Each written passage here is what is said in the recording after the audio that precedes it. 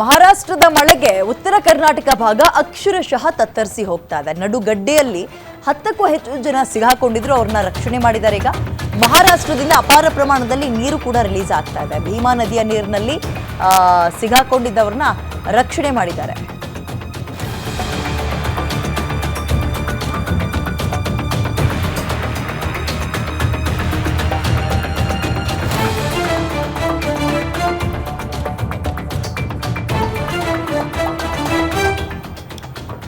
ಪಾಪ 3 ಗರ್ಭಿಣಿಯರು, 2 ಬಾಲಕರು, ಇನ್ನೊಂದು ಪುಟಾಣಿ ಮಗು ಸೇರಿದಂತೆ 10ಕ್ಕೂ ಹೆಚ್ಚು ಜನರನ್ನ ರಕ್ಷಣೆ ಮಾಡಿದ್ದಾರೆ.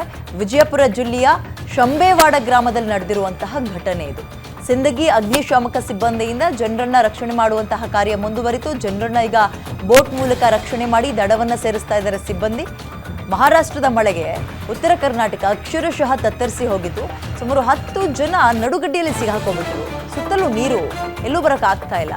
ಏನಪ್ಪ ಕಾರಣ ಅಂದರೆ, ಒಂದು ಮಳೆ, ಮತ್ತೊಂದು ಕಡೆ ಮಹಾರಾಷ್ಟ್ರದಿಂದ ಅಪಾರ ಪ್ರಮಾಣದ ನೀರನ್ನು ರಿಲೀಸ್ ಮಾಡ್ತಾ ಇದ್ದಾರೆ. ಇದರಿಂದ ಗರ್ಭಿಣಿಯರು ಸೇರಿದಂತೆ ಪುಟಾಣಿ ಮಕ್ಕಳು ಇವರೆಲ್ಲರೂ ರಕ್ಷಣೆ ಮಾಡಿದ್ದಾರೆ. ತೆಪ್ಪದ ಮುಖಾಂತರ ಕರ್ಕೊಬರ್ತಾ ಇರೋದನ್ನ ಗಮನಿಸ್ತಾ ಇದ್ದೀವಿ.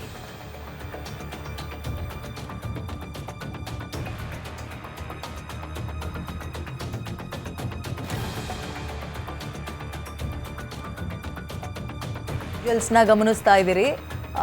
ಮೇಲ್ ಸೇತುವೆ ಒಂದು ಕ್ಲಿಯರ್ ಆಗಿ ಕಾಣಿಸ್ತಾ ಇದೆ ನಮಗೆ. ಉಳಿದಿದ್ದು ಎಲ್ಲವೂ ಕೂಡ ಅದು ಈ ತೋಟ ಎಲ್ಲ ಮಾಡ್ಕೊಂಡಿರ್ತಾರಲ್ಲ, ಆ ಭಾಗ ಕೃಷಿ ಜಮೀನು ಸಂಪೂರ್ಣ ಮುಳುಗ್ ಹೋಗ್ಬಿಟ್ಟಿದೆ. ಆಳೆತ್ತರದ ಮರಗಳು ಮಾತ್ರ ನಮಗೆ ಕಾಣಿಸ್ತದೆ. ಅಂಡ್ ಡ್ರೋನ್ ವಿಜುವಲ್ಸ್ ಆಗಿರೋದ್ರಿಂದ ನಮ್ಮ ಕಣ್ಣಿಗೆ ಒಂಥರ ಇಂಪು ತಂಪಾಗಿ ಕಾಣಿಸ್ತಾ ಇದೆ. ಬಟ್ ಆ ಸಮಸ್ಯೆ ಜನರದ್ದು ಹೇಳಿ. ಅಲ್ಲಿ ನೋಡಿ, ಇಲ್ಲಿ ಮನೆಗಿನ ಎಲ್ಲ ಮುಳುಗ್ ಹೋಗಿದೆ. ಏನು ಅಂದರೆ, ಮಹಾರಾಷ್ಟ್ರದ ಭಾಗದಲ್ಲಿ ವಿಪರೀತ ಮಳೆ ಆಗ್ತಾ ಇರೋದ್ರಿಂದ ಹೊರಹರಿವು ಹೆಚ್ಚಾಗ್ತಾ ಇದೆ.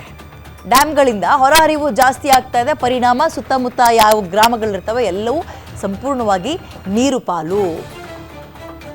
ಜಲಸಮಾಧಿ ಅಂತಾರಲ್ಲ, ಹಂಗಾಗಿದೆ ನೋಡಿ ಪಾಪ.